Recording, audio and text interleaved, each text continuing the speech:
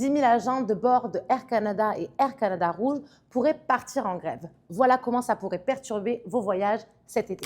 99,7% des agents de bord ont voté en faveur de la grève et ça, c'est presque l'unanimité. Si tout ce beau monde décide de se mettre à l'arrêt, ils pourront le faire à partir du 16 août si leur patron de Air Canada ne se rassoit pas à la table des négociations. Et les principaux irritants pour les employés, c'est le travail non payé qui, d'après le syndicat, représente 35 heures non rémunérées par mois. L'agent de bord va juste être payé lorsque la porte est fermée et l'avion recule.